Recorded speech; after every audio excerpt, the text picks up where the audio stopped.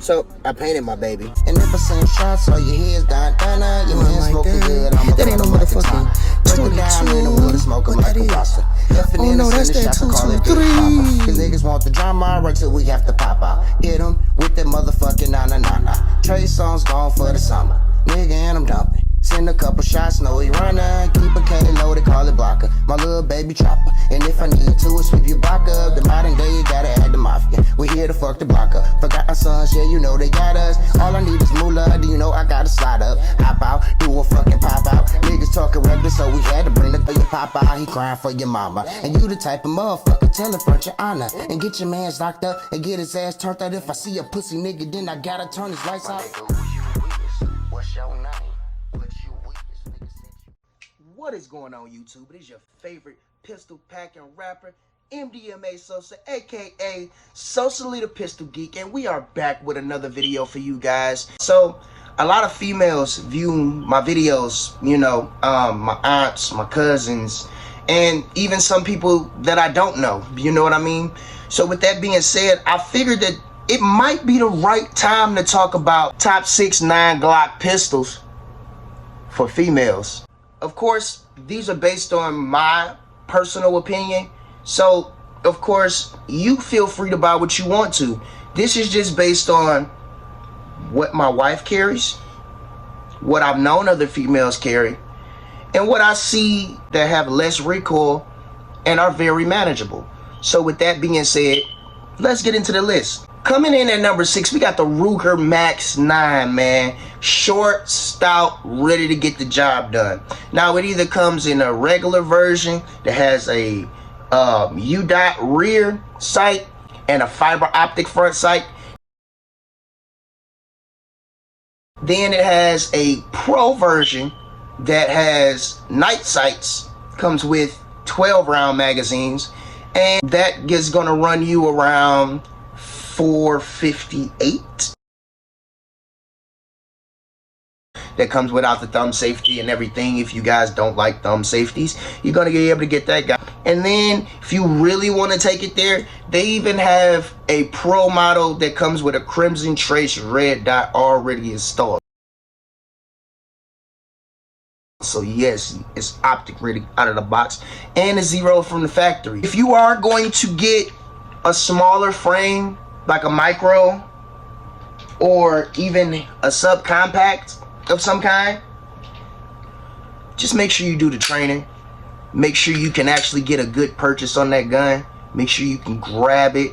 Make sure when you put your dominant hand out and you grab for those sights that you can immediately see them. That being said, the Ruger Max 9 is going to be the successor to the Ruger LCP series, and they just pretty much took that platform and made it able to accept double stack magazines. So if you're budget oriented when it comes to buying a firearm, then definitely check out the Ruger Max 9, man. You're not gonna have to pay that much for it, and if you just go ahead and spend that $500 and some dollars, you gonna get one with a red dot, so you might as well, you know what I'm saying, take your chances. I would like y'all to keep in mind that everything that I'm going to mention on this list tends to be very small and easily concealable, no matter what kind of size or of woman that you are. So if you don't hear me say that this is easily concealable or this weapon is easily concealable or you can conceal this, just know that all of these weapons on this list right now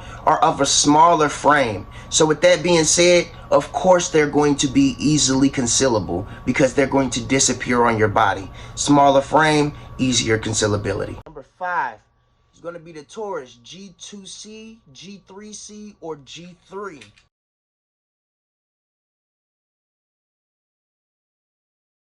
Now, everybody knows what Tauruses are. 9 times out of 10, your boyfriend, your auntie, your uncle, somebody in your family has one of these. So you already seen it. You've already gotten accustomed to it. You know exactly what it looked like. Hell, you may have even held it before. With that being said, everyone knows that some people will not choose to trust their lives to Taurus. But me personally, I have had 4 G2Cs. I've had 1 G3C, and I have had 1 G3. So As far as budget sense, yes. So there is all kinds of aftermarket support for that if you are the type of person that wants to add extra base plates or maybe do some type of gun wrap on it or a trigger job. You can do that with the Taurus G2C, G3C, G3, Taurus in general. You're really not getting, you're not really spending that much money when it comes to the firearm, man. These can be had from the lowest I've seen them is $229. The highest I've seen them was $279. So they can be had from anywhere in between those prices. So with that being said, why not just get a couple of these and, you know, and throw them around the house? As a first time shooter for a female, yes, it's going to be a little bit snappy. These guns are incredible for the price. And if you put the right parts in them, they will last forever. Yes, they are snappier than some of the other ones on this list, but at the end of the day, if you train with your firearm, you can learn to mitigate recoil. So with that being said, Taurus, G2C, G3C, and G3. Number 4, the Ruger LCP Max in 380 or LCP Max Pro in 380. Now, a lot of people do not find 380 as a viable caliber for self-defense, but you pair this with some Underwood ammo, Extreme Penetrator or Extreme Defender, and you no longer have a reason to say that 380 is not a viable round for self-defense, because that round is going to go through whatever you need. So pair it with some Talon grips and pair it with Underwood Extreme Defender or Extreme Penetrator rounds, and you got yourself a viable self-defense option in a very, very small package. In some cases, smaller than the Hellcat, smaller than the 365. So with that being said, of course, you know it's going to be concealable. It is in a 380, so there's going to be little to no recoil, if that, and they come with 10 to 12 rounds of 380. If you can't get the job done in 10 to 12 rounds of 380, then you need to go back to the range and practice some more. With that being said, these can be had for around, very cheap, very cheap, very cheap. And really, like, you don't know if you can handle 9mm, Ruger Max 380 will probably be the best for you. As we all know, Rugers run till the wheels fall off. They may not be the cutest guns, but they run like tanks. Coming in at number 3, I actually got my wife here to talk about it because 30 and 2, she actually owns and carries every day. I'd like her to come on, pretty much tell us why number 3, the Sig P365 XL or 365 SAS as she likes to carry. I would just like to ask her, 1, why she decided to grab it, 2, what the prices are like when you decide to get into them, and 3, what the recoil impulse is like. So, babe. I decided that the 365 SAS is best for me because of its compact size. It's a little bit easier for me to conceal, a little bit easier for me to move freely throughout my day. For example, I work in a retail environment, retail/medical, so it's kind of consistently moving, consistently bending, lifting, stretching. When I lift my arms, my shirt doesn't show. So it's a little bit easier to conceal my 365. Next reasoning for me choosing my 365 is the sights. I love these tritium sights. Yes. My absolute favorite, and again, we are completely empty, so there's nothing in. And this one, the SAS actually comes with these like bullseye sights on the back that you can actually change out for an RMR if you wanted to. She just fell in love with the bullseye sights, and she's actually really good with them. So if you're going to choose the 365 SAS, just know that you're going to have a learning curve when it comes to that ghost ring sight, because it's not easy. It's not like an RMR. It's not like that. You're going to have to learn how to use it. It's difficult at first, but once I got it down, I'm really good with it. I actually feel a heck of a lot more accurate with this one. I still ain't got it down. We can talk about that. As far as price wise, what, like, you know, I know there's a base price going for about $499. And that's just for the regular one with the regular night sights and everything like that. But if you want to get it as the SAS version with the bullseye sights, if that's something that you want to get into, those can be had for around $5.99. They also sell optics ready versions that already come with the RMR installed on Palmetto State Armory. They're going for around $650 to $700. So with that being said, as my wife said, easily carry, easily concealable, and that's why the P365 is number 3 on the list. And also give an honorable mention to the XL, simply because it's the same firearm with a bigger frame. Number 2 is going to be the Springfield Hellcat. And I personally love the Hellcat. I personally love Springfield firearms, but this firearm was considered at a point in time to be the smallest micro compact in the world. Now, ever since then, of course, they have came out with the 365 and the Taurus GX4 and Kimber Mac 09 and so many micros that are out right now. But in the beginning, this was the only one that you could get this small with a 13 or 11 round configuration. And me being an XD guy before I got into Glocks, it appealed to me. So with that being said, I know the prices are around $4.99 and they can go up from there. I asked my wife a little bit more about what she likes about it, but I like everything.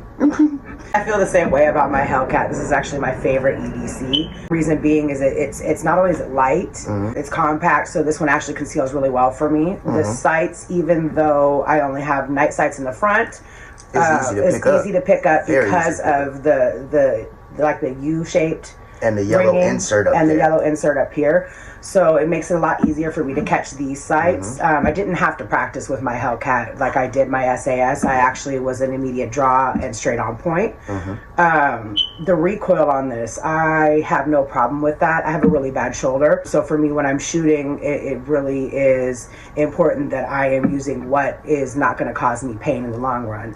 And it's funny that you say, I don't mean to cut you off, it's funny that you talk about recoil, because I see a lot of people online talking about recoil management, mitigating recoil, and then they have smaller frame firearms like this, and then you see them on camera and the frame is jumping and it's not sitting in their hand. With that being said, a lot of people don't realize you can get any firearm that you want to. You just have to learn how to hold it and mitigate recoil. You could get a 50 caliber for your first time buying a gun. You just got to learn how to mitigate the recoil of that caliber. So basically, guys, this goes all down to personal preference and training. Don't get me wrong, a lot of people are going to say it's a shorter package, so it's going to be a bigger explosion, it's going to be more recoil.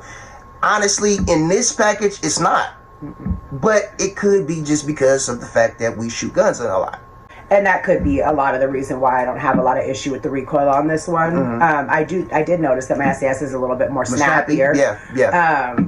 And after a day of shooting that one, I do have a little soreness in my shoulder, but it's not immediate pain like some of the other firearms that I've picked up and fired off. So for me, my Hellcat is definitely actually one of my favorite EDCs. I feel the most confident and safe with my Hellcat, just because of how immediate it was for me. I pick it up and immediately it was like, oh, this is for me. I feel this. It's got great grips. Ergonomics. My hands actually extend perfectly into the grooves that are made for that. So for the size of my little tiny hands compared to his meat paws, it is a perfect hold and everyday carry for me. So with that being said, that's why I chose my two. And especially if you consider the meat paws, the meat claws, like it goes over the entire frame, but even I get a full purchase on this guy and can manipulate the slide and functions, everything with no problem.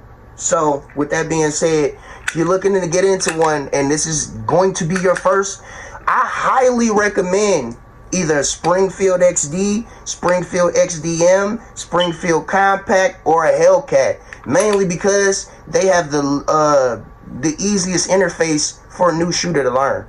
And then if you're going to get my number 1 on the list, you don't really have to worry about safeties in the aspect of shooting yourself or going on a cheddar bob rant. Alright, y'all, now we're going to get into number 1. I love my wife for actually coming in, sitting in the video, getting to tell us a little bit about what she looked for when she carried her EDC and the 2 firearms that she chose. Honestly, the 365, just not for me, but who's to say that it's not for someone else? That's why I put it on the list. And the Hellcat, we all know, I'm a Springfield guy, baby. I build Glocks. I carry Glocks. I love Springfields because they was my first, and I still got them too. The reasoning in me putting this as number one is simply because if you are a new shooter, a non-experienced shooter, this may be your first firearm. You're looking for something that's not too big also, but not too small. You want to have that double stack capacity to fit more rounds in just because you're not comfortable carrying with a single stack or a micro compact at the moment. My number one is guaranteed, at least in my opinion, to be the very best first carry for a female, simply because it has so many safeties built into it, even without having a thumb safety. Okay, so boom. If you follow me on Facebook, you know you friends with me on Facebook. If you follow my Instagram, then you already know it's the Springfield XD, man. This was my very first gun that I ever copped when I started getting into firearms. The reason I say that the Springfield XD, and I'm going to say the subcompact model, some XDSs, she is clear. If you are comfortable carrying between like 7 and 8 rounds, then the XDS. But if you're looking for something double stack, you know what I mean, I'm going to have to say the XD 940 or 45. Preferably the 9mm if you are a brand new shooter, simply because it has so many features riddled into this frame that makes it so, even though it does not have a thumb safety on either side, it makes it so you will have, so that you are less likely to shoot yourself or unintentionally shoot someone without actually trying to.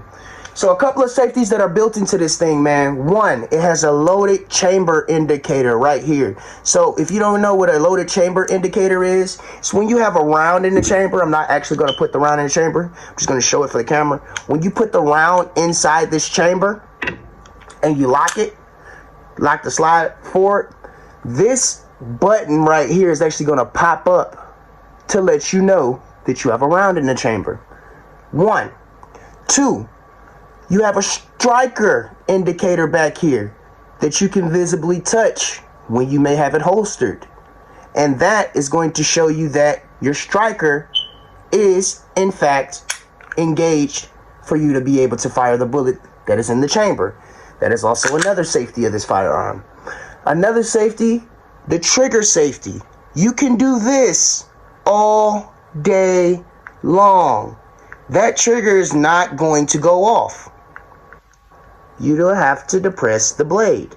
And even then, wait a minute. Why is it not, why don't I hear a click? Why don't I? It's another safety right here. So, if you want to fire this gun, you have to make it a conscious effort to grab that firearm and depress that grip safety.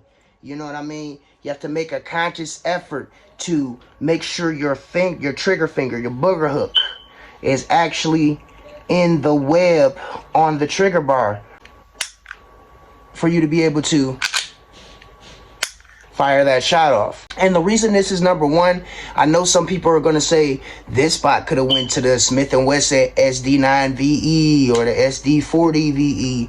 It could have. It really could have. It was a close match, but realistically, to me, I feel like that the XD has better safeties in place than your Smith & Wesson SD9 and SD40 VEs. And the trigger is way better, in my opinion, with a stainless steel captured guide rod already from the factory. And less recoil overall in the experience and more aftermarket support. So for that reason, Springfield XD 9mm 45 and 40 have to be number one on this list. Of course, remember, I said this is based on my personal preference. So if you don't like it, feel free to go to the gun store and choose any one of these guns and take it to the range and just see that I'm not lying about what I'm talking about. Maybe you like one frame or one model more than the other. That's why there's 4 other ones on the list. So with that being said, all about your personal preference, but for me, it was the Springfield XD Mod 1 because it's so easy to conceal, very easy to control, very easy to get follow-up shots, and you have to be intentional when you try to fire this firearm. Best thing yet. Un momento, do not click off this video yet. I got one more thing to say. I got one more mention. One more honorable mention for you guys, man. And if you haven't yet, I really implore you to learn and check out my series on how to build your own Glock, your own Gucci Glock, your own regular Glock, whatever. Of course, you can build damn near any gun, but learn how to build your own firearm. ARs, Glocks, SIGs, whatever you decide that you want to build. What could be better than learning how to do it yourself? Because at the end of the day, it's COVID going around. There's a lot of factories shutting down. You know, bullets may become obsolete at a point in time. We saw that during the beginning rash of COVID. Guns may start flying off the shelves where you cannot buy them, as we've seen with COVID. But if you teach yourself how to build a firearm, you could potentially protect yourself, your family, and have money in your pocket forever.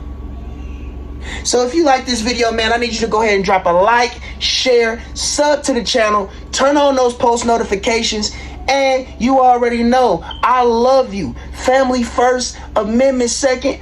Be on the lookout because brand new Nina is dropping on all streaming platforms February 4th. And I also got a re-release coming out. Am I my brother's keeper? Yes, they finally let the copyright out so I can finally put that on all streaming platforms. So on February 28th, be on the lookout for Am I my brother's keeper as well.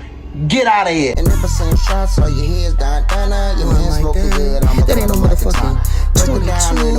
What that is? Oh no, that's that 223. Cause niggas want the drama right till we have to pop out. Hit them with that motherfucking na-na-na-na. Trey songs gone for the summer. Nigga, and I'm dumping. Send a couple shots, know he running. Keep a K loaded, call it blocker. My little baby chopper. And if I need to, sweep your block up. The modern day, you gotta add the mafia. We here to fuck the block up. Forgot our sons, yeah, you know they got us. All I need is moolah, do you know I gotta slide up? Hop out, do a fucking pop out. Niggas talking reckless, so we had to bring the Glocks out. But nigga called the cops out, and all you hear is fuck the federal laws. No mercy for your papa, he crying for your mama. And you the type of motherfucker, tell him front your honor. And get your mans locked up, and get his ass turned out. If I see a pussy nigga, then I gotta turn his lights out.